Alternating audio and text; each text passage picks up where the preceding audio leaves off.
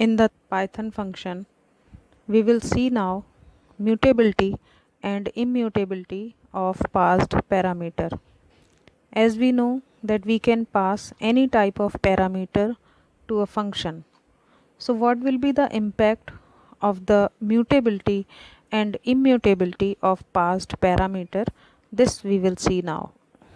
As we already know that Python variables are not storage container, they refer to the memory addresses where the value is stored. इसका मतलब ये है कि जब भी हम कोई वेरिएबल डिक्लेयर करते हैं पाइथन में तो वो हमेशा वैल्यू को रेफ़र करता है, किसी पर्टिकुलर मेमोरी एड्रेस पे वैल्यू स्टोर नहीं होती है. If a variable is immutable, the memory address will change if the value of variable is changed. इसका मतलब ये है कि अगर कोई वेरिएबल एक वैल्यू को रेफ़र कर रहा है और अनदर टाइम हम उसी वेरिएबल में दूसरी वैल्यू स्टोर कराते हैं तो वो वेरिएबल उस वैल्यू को रेफ़र करता है जो दूसरे मेमोरी एड्रेस पे स्टोर्ड है. If a variable is mutable, the memory address will not change if the value of variable is changed. इसका मतलब ये है कि अगर वेरिएबल म्यूटेबल है तो उसी मेमोरी लोकेशन पे पर्टिकुलर वैल्यू चेंज हो जाएगी जहाँ पर पहले वाली वैल्यू रेफ़र करी जा रही थी. So when the variable are passed as parameter to a function, their mutability and immutability has an important role. तो अब ये देखते हैं कि जब variables as a parameter pass होते हैं तो उनका क्या इम्पैक्ट होता है. Now we will see when mutable variables are passed to a function. जब फंक्शन में म्यूटेबल वेरिएबल को एज ए पैरामीटर पास किया जाता है तो क्या होता है. We will take this example. You can see the code कि इसमें हम एक लिस्ट को फंक्शन चेंज में एज ए पैरामीटर पास कर रहे हैं.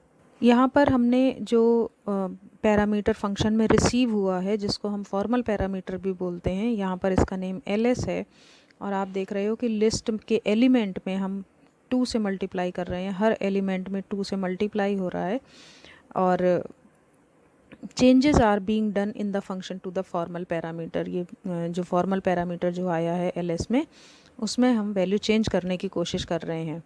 ये as a parameter main function से L1 के नाम से भेजा गया था और क्योंकि ये लिस्ट है तो ये ls वाले वेरिएबल में स्टोर हुई है.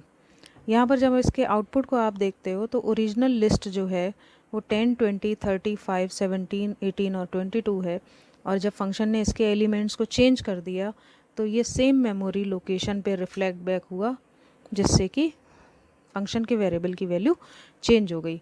चेंज्ड एलिमेंट हमने फंक्शन कॉल के बाद प्रिंट कराए हैं और वेरिएबल भी हमने L1 यानी जो ओरिजिनल वेरिएबल था उसको प्रिंट कराया है जिससे कि ये शो हो रहा है कि फंक्शन ने इस वेरिएबल की वैल्यू को चेंज किया था और फंक्शन कॉल के बाद जो ओरिजिनल एलिमेंट थे वो भी हमारे चेंज हो गए हैं.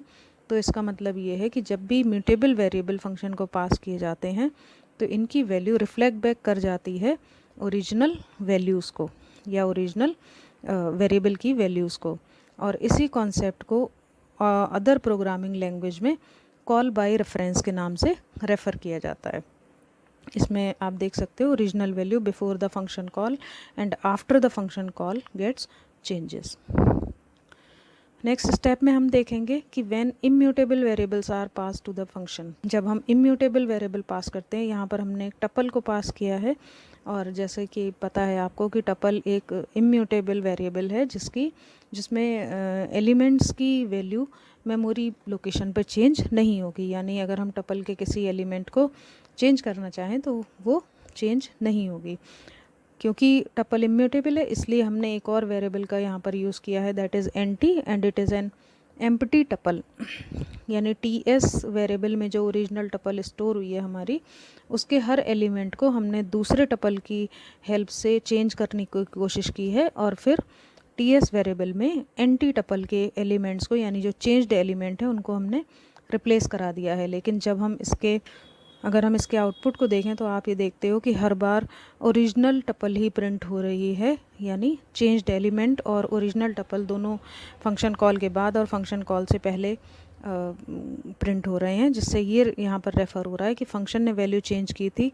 We replace the value in formal parameter to लेकिन फॉर्मल पैरामीटर के जो चेंज थे वो एक्चुअल पैरामीटर को रिफ्लेक्ट बैक नहीं हुए। और अदर प्रोग्रामिंग लैंग्वेजेस में इस कॉन्सेप्ट को कॉल बाय वैल्यू कॉन्सेप्ट कहा जाता है। तो यहाँ पर original value before the function call and after the function call does not gets change.